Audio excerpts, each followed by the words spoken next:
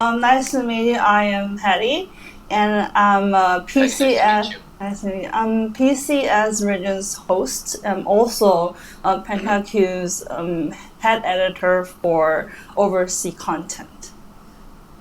Awesome. Nice to meet you, Patty. And this is Yushi. Nice to meet Hi, you. Yushi. She. Do you want to introduce Just call me yourself? Josh, Mr. Ahn. I haven't heard that. Nice to meet you, Josh. Yeah, I'm Yushi. I am the product manager at T1 Esports. So we are like co-workers. Nice. Very nice to meet you today. I'm very curious about you because we kind of went on LinkedIn and like looked at your background. So kind of curious why. Yeah, I saw the question. So really curious, why did you decide to come to do esports? Because you could do anything you want. So we're starting. First of all, thank you for this opportunity. I've heard about PentaQ many times, and Lucy told me that T1 and PentaQ have worked on meaningful projects and articles and stories before. So yeah, it's an honor for me to be able to speak with you guys today. You told me informal is fine, so just speak informally, and then whatever type of content you want to make out of this, whether it be video, written, anything, it's up to you guys. So I'm not gonna try to cater to any kind of format. I'll leave it up to you guys to make anything meaningful out of this. So the first question, how did I come here? Or what was the first question again? So you graduated from very good universities and you also went to Harvard, right? So kind of curious why you decided to do esports after that, because you could have done anything you want. If I could have done anything, if I could have done anything, maybe I could have done something else. Like, I don't know, building rockets with Elon Musk. Then for me, coming to T1 is a dream come true. This April marked the 20th anniversary of T1, and I'm 37 years old right now. So since I was 17, I have been a T1 fan. I looked through the questions, that you guys gave me, and I still vividly remember the first esports game that I watched. And ever since I watched that game, not so long after that, I became a T1 fan with Boxer, and all the great players that followed Boxer. So for me, when the opportunity came, I had to seize it, and it's been a very, very fun ride. So it's your dream to work at T1 before you came here? Honestly, I never thought it was possible. and the way that happened was I had a friend who worked and still works at SK Telecom. And it's one of the biggest conglomerates in Korea. And at that time, I was, just working and trying to start up my own business. So I was preparing to start up my own business. And then all of a sudden, my friend at SK Telecom told me that, hey, T1 is actually going to spin off, and then they're going to form a joint venture as we know it right now. So he made the recommendation to the right department at SK Telecom, and then I interviewed at SK Telecom and Comcast. That's how it happened. So before, I didn't know it was possible. I didn't know there was a job opening. I didn't know there were opportunities here. But when I heard through a friend at SK Telecom, I had to seize that opportunity. So does your for example, when your parents heard that you wanted do esports, were there initial reactions positive? I think that's what I'm trying to get at, because most of the time when you say these things to when you have this kind of background and then you say these things to your parents, they're probably going to be like, what is esports? Yeah, they had no idea.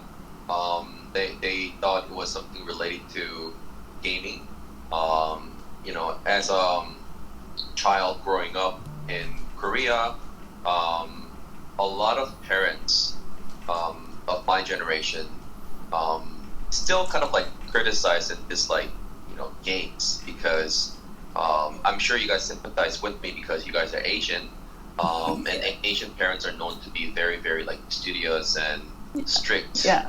They want their children to be successful in school. Yeah.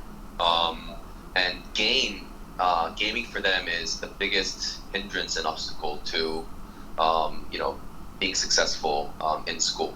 So my parents, when they heard that I wanted to join T1, they weren't like crazy about it at first, but then honestly, it was a long process for me because when I first heard about the opportunity, that was in February of 2019, and then I didn't hear back from them meaning like T1 here, until October. So for about 8 months, I was waiting, and then I thought I didn't get in. And then I think towards the end of September-ish, I had more conversations with John, as he was known at T1 or Juan, and it, was becoming more and more clear that I could potentially go to T1. Then my parents came to understand and kind of came around and supported me in the end. Are they happy? They're very happy now. How is it like working on the business side of esports? Because for us, I'm like a reporter, right? I'm from a content background, and she's a project manager. Like, how is it? Is it hard to do business in esports? Because we heard all about like the esports winter and like not mainstream or whatever. Thing called not having. Like a while ago, he tweeted something about not having enough new talent in LCK, right? Yeah. I'm kind of curious if you guys encounter that encounter that problem too. Not having new talents? Yeah.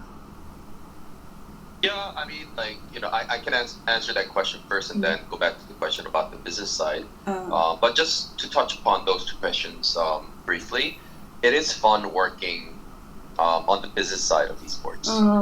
And it could be fun for me because of two reasons. One, a lot of things are new, and you have to build a lot of things anew. And for me, that's something to my liking. I like building things anew and paving the new way. So for me, working on the business side of T1 and esports, that's a lot of fun. And honestly, for me and for T1, it's a lot easier than the other teams out there because we have such a great legacy from the past, from all the great players, all the great teams that we put together.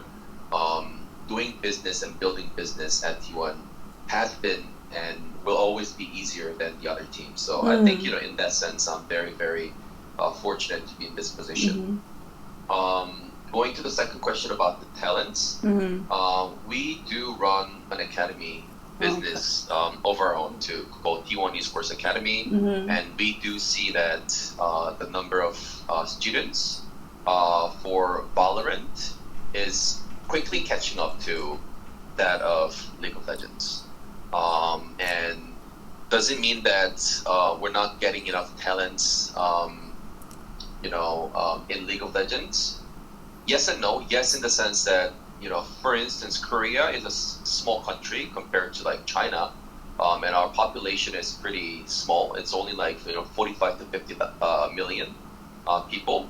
So when we concentrate on something, it causes us an inevitable opportunity cost to concentrate less on something else. So by I guess sharing attention between League of Legends and now Valorant, I think we're getting more and more students in Valorant, but losing a few percentage points in League of Legends. And you can also see that in types of players that we see right now in the LCK. So I do agree with Arnold to a certain extent, but then I said yes and no. No, because I still see a lot of talents out there. And for T1, we are sticking to this roster for the past 3 years, and hopefully we repeat this year, and then we can keep this roster again. That's my dream, to keep the roster forever until they become grandpas.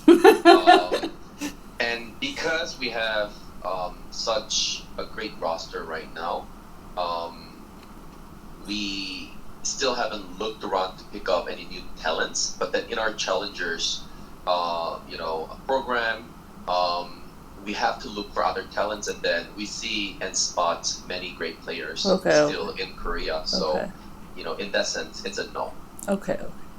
Actually, let's go back to your personal life questions. How you got into Harvard and stuff, and come to T1, right? So I guess because none of us went to Harvard, so we're kind of curious. What kind of things that you learned from Harvard that you used at T1 you think is very meaningful, or like what did you learn from T1 that kind of proved something you learned from there? I mean, honestly, I don't know if I have talked about my personal life all that much publicly. Maybe at some conferences or in smaller groups, I have spoken about my personal life. But my life is very, very filled with like sharp turns. I have a very diverse background, and I grew up in Korea, but then I went to the U.S. After elementary school, and I studied music until high school. So I was a music major because I come from a musical family. My mom and sister still are professional violinists, and they went to obviously conservative, like musical schools, and I too was going to go to conservatives. So I studied music. I was a voice major, and then when I was applying for conservatives in my senior year, or right before that, I realized that my talent wasn't good enough to make a living out of singing. So that's when I kind of switched, and then went into studying. So that was one of the first sharp turns that I took. And then, I went to Boston College, and I studied, pretty well. All my friends were the top students, and then a lot of them became doctors. A lot of them became president's scholars. I was one of those scholars too. So I thought I was pretty smart, and then I got into Harvard grad school, and to go back to your question about what did I learn at Harvard, was that for me, one, there are a lot of smart people out there. Two, a lot of the smart people who come to Harvard suffer kind of like a inferiority complex, as in when they are outside the campus, they have the superiority complex. They think they're better than a lot of people, but when they're on campus, amongst all the smart people, they feel inferior. So a lot of them actually go through mental, not illness, but then problems. And I too went to counselors quite some time. My thesis was rejected 3 times. My parents came to one great graduation that I missed because my thesis was not accepted by the professor 2 days before the graduation. So I went through quite a few things, and I also suffer from dyslexia. You couldn't read, I couldn't read, or write for several months. So the second lesson after the first lesson at Harvard, which was there are a lot of smart people out there. The second lesson for me was I think life is not easy. It's a simple but very, very powerful truth. And the last one from Harvard was that I think amongst the best of the best in the world, for me, at my high school and college, for instance, in order to get an A in a class, I had to like do everything that was told by the professor. Like if I did everything the professor told me to do in a very, very like diligent manner, I would get an A, or like at least like an A minus. If you wanna go a step further, you have to like read all the books in the reference, in the footnotes and stuff like that. Then you would surely get an A. But then at Harvard, most of the time, the students who got an A or who would pursue an academic career were the ones who knew about the subjects already. So I learned about the depth of smartness, the depth of preparation. So I think that kind of experience got me to think about how to prepare for anything in like your career, in your life. For instance, prepping for Worlds, prepping for business at T1. I knew there's another layer to how prepared you can be, So that's, I think, the biggest lesson that I got out of being inferior at Harvard. That's really interesting. Very long question. I don't know how you guys gonna turn it into something meaningful. Maybe not meaningful at all, but then it's up to you.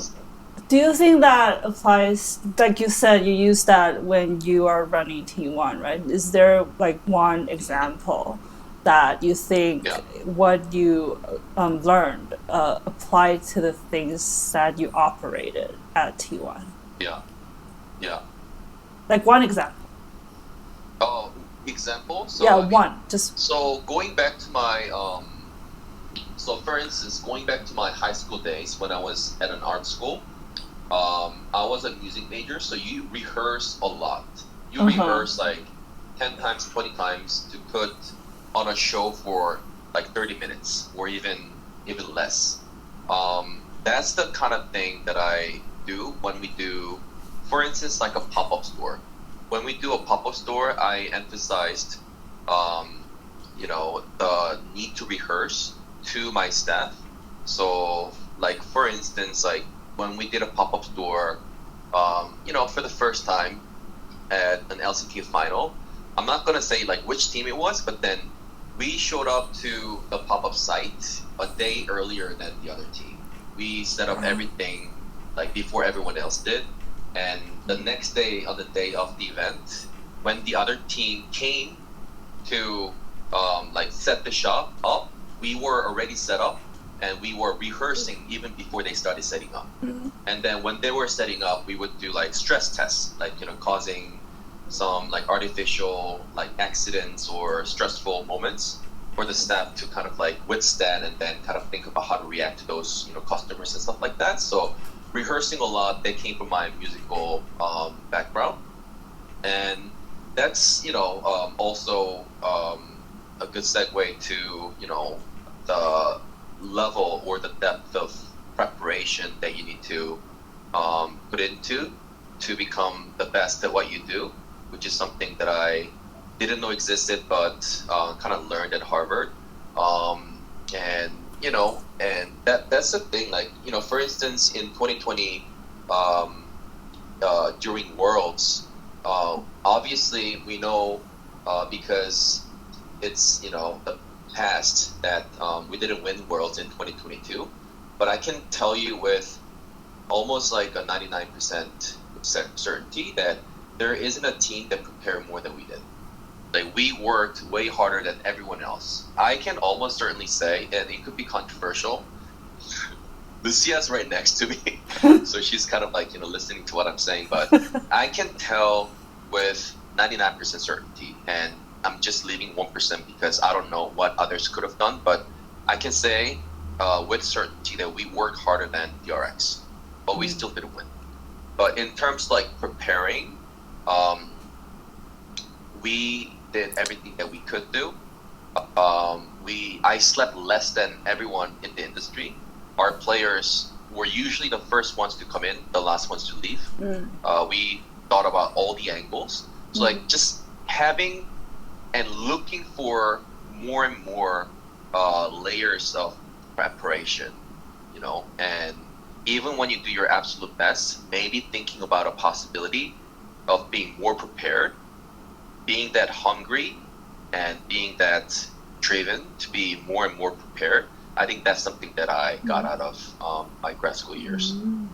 So something I thought about that might apply. You said that preparation and experience, like people that are doing good, are those that already know the subject, right? Like T1 already got so many world championships, so it could be easier for T1 to win another one because they had that experience, they had the confidence of doing that, and they know how to win. So especially at internationals. So I think it does apply to T1 in a way. Yeah, I guess we need to replicate that in other titles too. I think we kind of we have shown that we could replicate this kind of success in different titles from StarCraft 1, StarCraft 2, and League of Legends.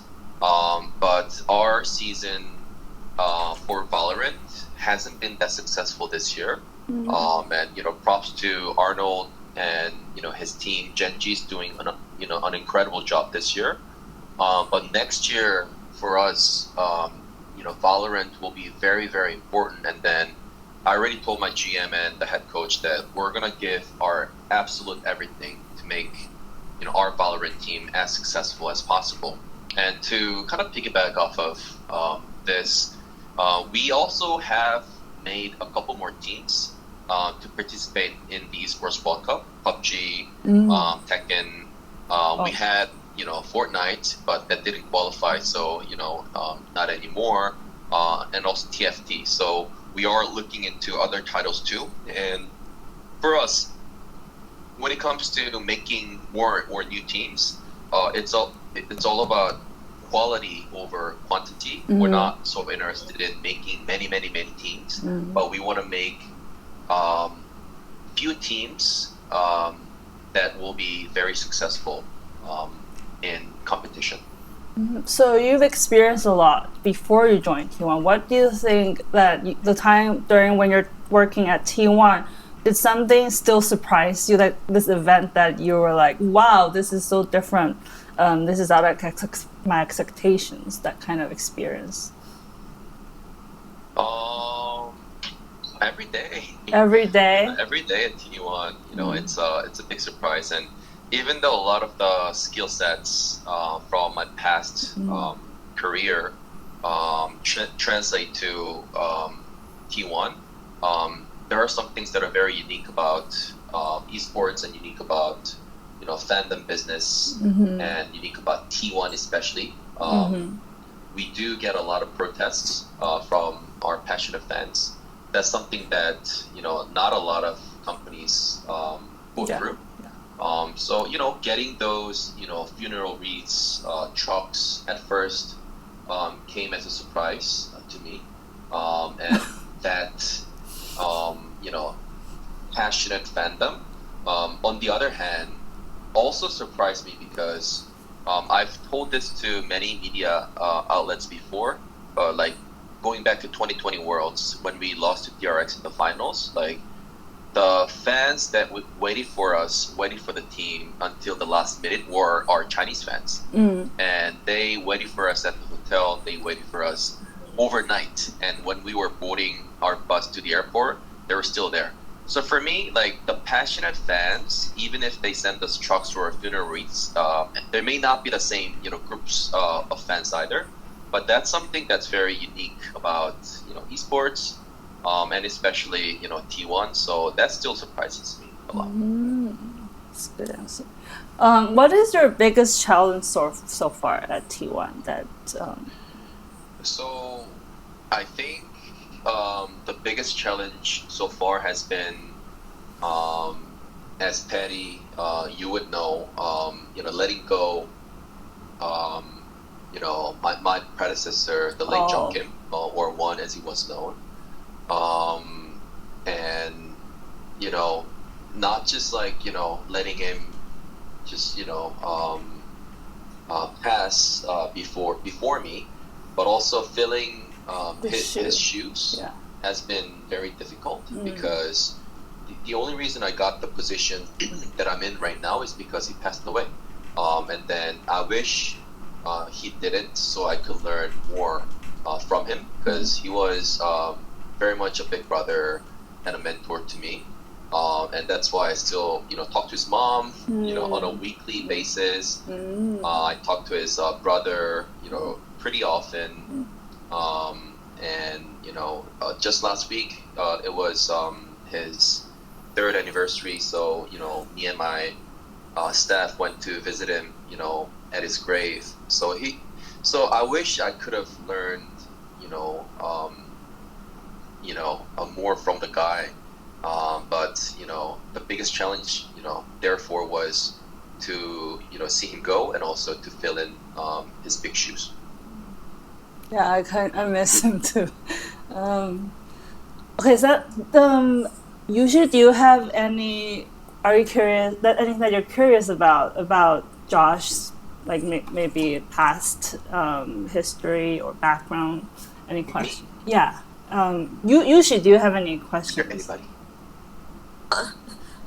Maybe because I'm also a T1 fan, I have to say, and I have a question about our new home run actually. So, Were you there? yeah. No, I was really hope I was there. Lucy, why didn't you invite her? It must be on my to-do list. Yeah, I definitely go there this season. So Yeah. we all know that Next year. Next year. So the next game will be the next year. We're gonna do multiple T1 home grounds next year. Oh, that's so cool. So yeah, I was so curious about how to come up with this plan to like set up the home ground. Mm-hmm. I mean, it's nothing new. I can go into the macro of things, and then I can go into more micro aspect. The macro is that there's a time-honored question in esports or around esports, which is esports a type of sports, right? And Yeah. I'm not too sure about China, but in Korea, the reporters ask that question quite often. And even after the Asian Games last year, Faker was asked a question by a Korean reporter, I believe. And Faker and I actually talk about this topic pretty often. And then I think his answer was something like in the sense that there is competition, a preparation that goes into competition that's similar to sports, and in that sense esports could be seen as a type of sports. But ultimately, Faker, I think, too, would agree with me that it doesn't matter. It doesn't matter if people consider esports as a type of sports or not. For me, esports on a macro level is at a crossroads between sports, entertainment, and gaming. And then we want to draw a lot of fun things from these three industries: sports, entertainment, and gaming. And then that's what the first T1 home ground was. We drew a lot of cool things from sports, as in the stadium experience. And one more thing would be, in a lot of the sports, or most of the sports, you look down onto the pitch. When you go to a basketball stadium, you look down to the court. When you go to a soccer stadium, you look down to the pitch. But a lot of esports stadiums, the screens are hung up, so you have to look up. But a lot of the stadiums are sports stadiums, which are not designed to look up. So a lot of times I noticed that people had neck pains coming out of sports matches. So we tried putting 2 screens on the floor. The original idea was to put all the screens on the floor, but then we had limitations. So we wanted to draw that feature from sports. So we put screens on the floor, and then on that floor we wanted to put the gaming aspect a little bit more visible. So we took out a minimap and then put our minimaps enlarged on that screen on the floor, and also the item table too, things like that. And from entertainment, since K-pop is something that we can also learn from, we brought in cheering bands this time. So cheering bands lit up in coordination with specific events in the game. When Baron was taken, when Baron was stolen, when you take all these different types of dragons, it would light up across the stadium. But the next level, which doesn't exist in K-pop yet, but that we want to bring to esports, which is still kind of like drawn from entertainment, is we want to bring cheering sticks with vibration. So next year, when we do our first T1 home ground of 2025, we're going to bring cheering sticks with vibration, so that and we're going to have our own app as well. So for instance, if you do, I don't know, like League of Legends or Valorant, let's just say League of Legends because we only did League of Legends for the first T1 home ground. When you on the app, like T1, I don't know, like cheering, whatever app, you match like your favorite player to your cheering stick. Oh. Let's just say, with my wish, Zeus, so he will stay with us. You pick Zeus, and then you match that to your cheering stick. Whenever Zeus gets a kill, like it will vibrate with like, his color across the stadium. Wow. It's so Something like that. So on a macro level, we want to bring things from entertainment, sports, and gaming, because I see esports as an amalgamation or a product of those three industries. So that was the inspiration on a macro level for T1 Homeground. On a micro level, we had two cases to learn from and to draw inspiration from. One was the LPL, and number two was K Corp in France, Carmine Corp. So Carmine Corp first, they did their events called KCX, and I went to their KCX3, and I was blown away.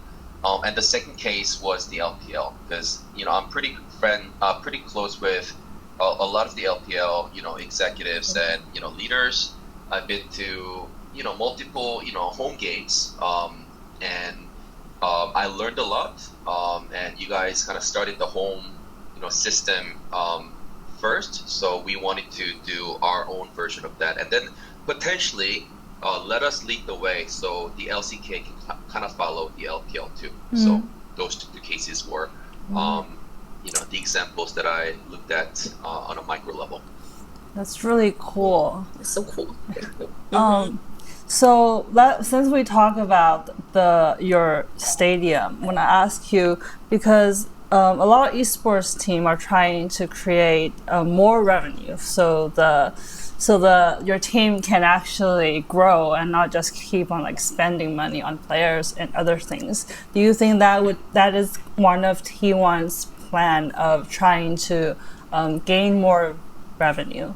So to sustain the system, your system. Sure. Yeah.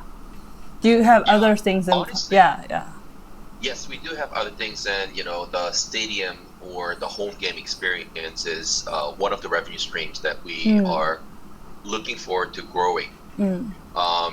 So T1 is making money in 5 main categories, 5 main revenue streams. Let me just go one by one briefly. One is, it's in the order of revenue size. So number one is the biggest source of revenue.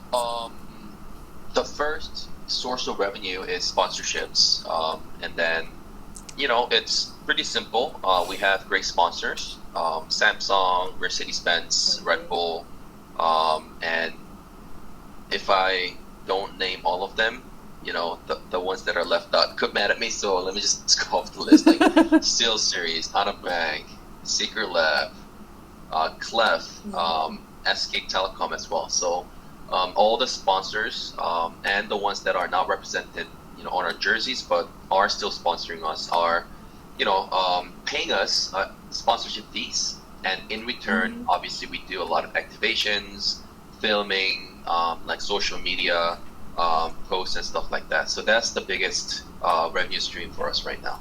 Number two is merchandise. Our merchandise most likely will take over the first, like the biggest source of revenue at the end of this year. So it will overtake sponsorships by the end of this year. It's projected to be like that. So we sell a lot of merchandise, apparel, accessories, even cushion, stuff like that. So merchandise revenue has been growing twofold, threefold, by multiples of, two, three, even four in the first years. So that's the second biggest revenue source. Number three, we have content business. We make money from uploading our content on multiple platforms, in China, in other parts of the world. We sell our content to other platforms as well. We're talking to a very very well-known OTT platform about selling the rights to our documentary. So make money that way. We also have deals with Huya in China and also African TV in Korea. So that's the third biggest revenue stream. The fourth biggest is money from the games, like the prize money that we get, the money that we got from the Esports World Cup, the money that we made from,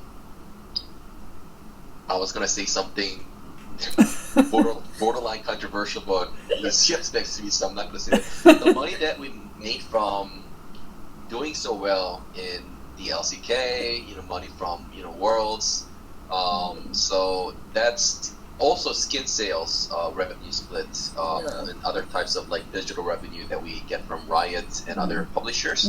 That's the fourth biggest revenue stream for us. And the fifth biggest, I call it fan experience business, and that type of business includes T1 Homeground, T1 Basecamp, which is like a PC cafe in Korea that's doing really well. We're making, in terms of revenue, millions per year, which isn't small.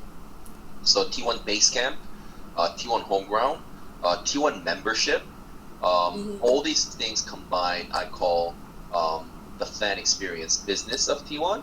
And then we're thinking, because we're fundraising right now with the fund and capital that will be injected to T1, we will be investing heavily in the fifth revenue stream, which is fan experience. And if we can do multiple T1 homeground matches next year, each homeground was, I cannot disclose a number, but then it was over $1 million in revenue. Let's just say that, over $1 million in revenue. This time was over $1 million. And I think if we can do multiple of that next year, that's multi-million-dollar business already. T1 Basecamp, we're making millions in revenue from one location. I'm not too sure if the second, third, fourth locations will be as profitable, as successful as the first one, but then we're going to try to make it so. Then that's also a multi-million-dollar business. And T1 membership also is making money in the millions as well. So all these are multi-million-dollar businesses, and we want to invest more in the fan experience business, which we believe will carry our business to the next level. I guess you guys are the top for a reason. A lot of teams are worried. Yeah. Yeah, I mean, when Arnold said esports winner, honestly, I respect Arnold a lot, and I learn a lot from Genji. We compete, and we often lose to Genji in competition. But then, when Arnold said esports winner, I was like, bring it on! I was really ready. And we were just ready to pick up the spoils of the fallen giants. And I'm not happy that a lot of the esports companies, failed or are doing a little worse than before. But then, market was, a little inflated, with VC money and, for whatever reason. But then, because of our background, because of our legacy of 20 years, our company was run more, in a way, conservatively, and we were, a little bit slower in some, areas, but then we did so with a purpose, and I think that got us ready. And again, going back to the, theme of being prepared, prepare for the winter if you may, and yeah, so I think we are doing even better when some of the other esports networks are, suffering a little bit. That's good. I kind of want to go into Valorant a little bit, because T1 already has, like you said, you guys are going to try and make your Valorant team stronger next year, right? And your awards, all these awards that you earn are mostly in League. when I ask you if you feel the same as some others that are saying, "Oh, League is gonna like die, and then a new game is gonna be Valorant." Do you have that worry? And do you think that Valorant can live longer, like 20 years, 25 years, like Counter Strike or other FPF games? I mean, we'll have to see. But I have faith in Riot's leadership. And if you want to put, your faith in any leadership from any publisher, with regard to running esports, I think your best bet is Riot Games. They've done it best. They've done it better than, anyone else. Obviously, Riot is a Tencent company as well, and with the backing of Tencent, I think they're gonna do everything they can do with the help from the organizations like T1. They're gonna try to make the lifespan of League of Legends and Valorant as long as possible, and I think I feel pretty confident about that. Now the game's popularity, the way people consume these esports content may change, but then I see longevity in both games in general. That's my answer. Okay.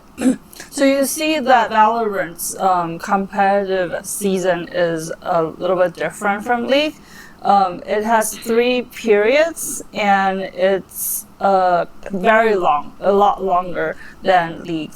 Now, how do you look at that if it's applied to League? Because we know that next year we're going to get 3 seasons of League, more like the Valorant format.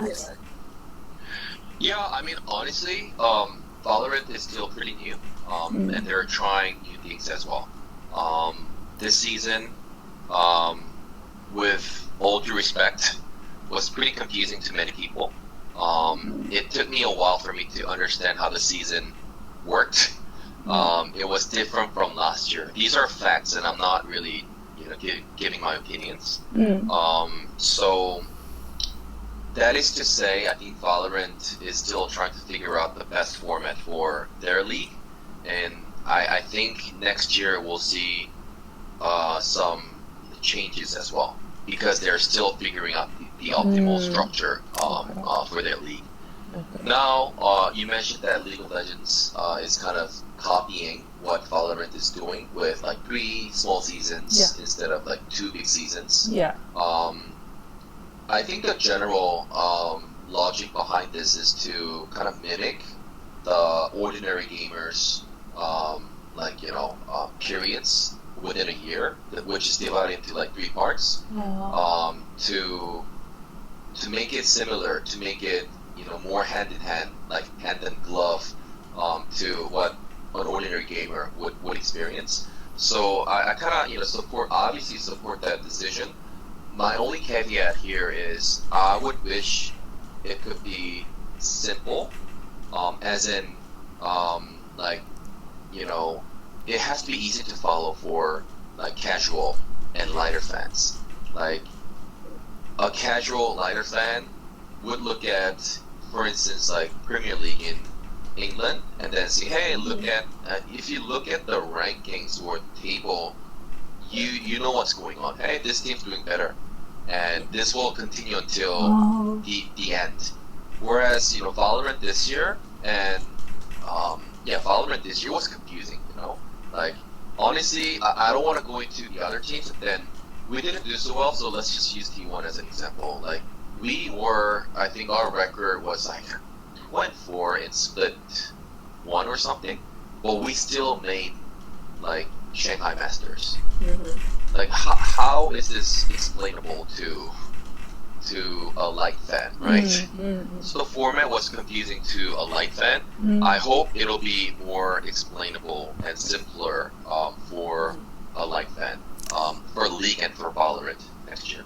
So I talked to some LEC coach, and also I think Cadril was very negative about LECs because they're already doing 3 seasons. So that's what they said. They don't think it's good for the team or the coaches or the players, because it's very very stressful, because they don't have the time to rest before each season. Understood. Okay. I guess I have only 2 more questions about T1, and then we're good. So I guess T1 has a lot more on the PR kind of question. So I guess if Lucia wants to help out a little bit. So T1. Question. Do you want to answer that? So Sorry, go ahead, Eddie. T1 has a lot of fans all over the world, and all these fans might have different opinions about what T1 is doing. So how do you manage to make everyone happy, or do you not try to make everyone happy? Or how do you make everyone satisfied with the things that you guys put out? Do you want to hear from me or Lucia? Both. It doesn't matter. Just good answer is good. Doesn't matter. So the answer is about PR. How do you make all different types of fans happy? I think my answer first would be that it's kind of similar to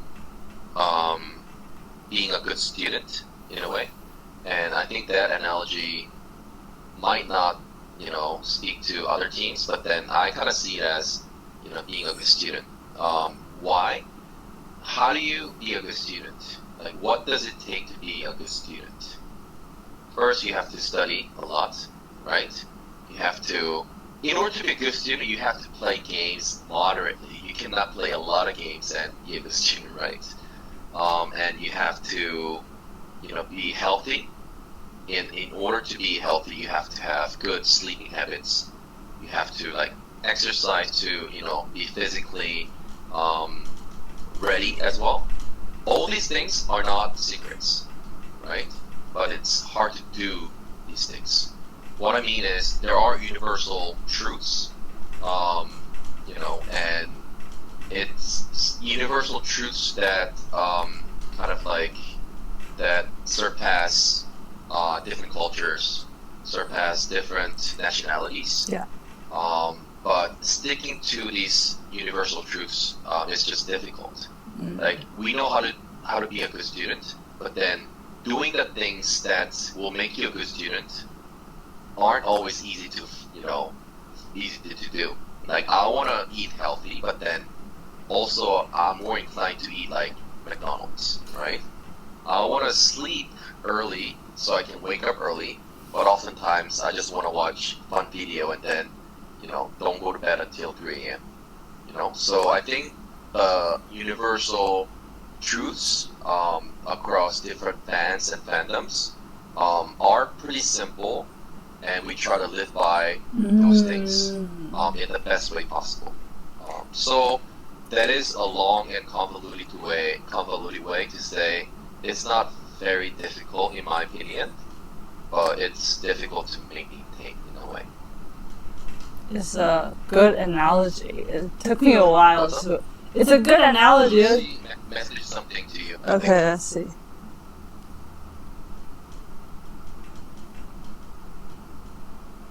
Lucy messaged you. Oh, she said, "You can't please everyone, but the best thing is to make sure that the message is delivered to the fans, and hopefully it is accepted or understood. But we try to cater to the vast majority." Yeah, I think we are more or less saying the same thing. The vast majority, she said, but for me that's like a universal, aspect of fans. So. Thank you. Do you have anything, Yushi, your last chance to ask T1? I think I have one more question because Josh just mentioned about the connection differences between esports and the traditional sports, whether football or something like that. So the esports Olympics will very likely to held next year in Saudi as well. So I'm curious about what do you think about there will be any opportunities of influence for T1 for team? To participate in the esports Olympics? It's more like a national, That's a national thing. I mean, I don't know what the format, will be, but whatever the format may be, we have to, participate. I think. Obviously, if it's gonna sacrifice our revenue, our sacrifice, our whatever, we would have to kind of rethink our participation or our affinity to these world's Olympic Games. But I think it's a big moment for the entire industry. So in one way or another, we have to kind of stand together to make this progress. So yeah, T1 would be supporting in the best way possible. Thank you. Just one more fun question. Why would you, like, when you were at Worlds, the esports World Cup, you wore the, what do you call that? A lot of people saw that and like fans were like, who is that? Is that like some rich oil guy? Rich oil? And then they thought... I recognize. Oh, did you recognize me? Yeah, at the first time. And then they were like, why did this fan run up to T1 and hug Faker? Where's the security? And then they realized it's you. Yeah. But that was really fun. Why would you, like, what made you decide to wear the cultural outfit? I mean, that was my third time going to Saudi Arabia, and I just wanted to do something just fun. That would kind of respect the culture and do something fun. I'm very, very open-minded when it comes to trying new things. In general, I am very, very risk-taking. I would say I'm pretty risk-taking than risk-averse, and that's why briefly touching on the business side of T1 again, we take a lot of these things with adventurous spirits. We want to do things in an innovative way. We want to be the first ones to do new things.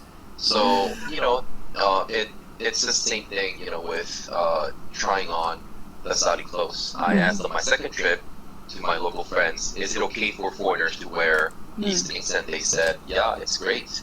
And I bought the entire outfit, which costed me about $200, not very expensive. And then a lot of people supported and liked the outfit. So we all liked it. I think the fans all liked it too. They liked it because we won. Like, why is this guy wearing silly clothes? But it turned out well. Alright, I think our time is almost up. I just wanted to lastly say thank you so much for your time. I'll try to make it I think this is one of my best interview experience. I'll try to make it as influential as I can.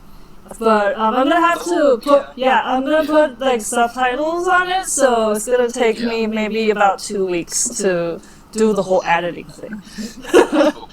No, we all, I'm just gonna try to make it the best I can. Thank you so much. Thanks so much, Patty. Stay safe from the typhoon, and usually I'll see you in, Shanghai. I'll be there pretty soon. Oh. Again, so, thank you. Thank you so much. And Lucy says bye too. Bye. Bye, guys. Bye, guys.再见. Bye, bye. Bye.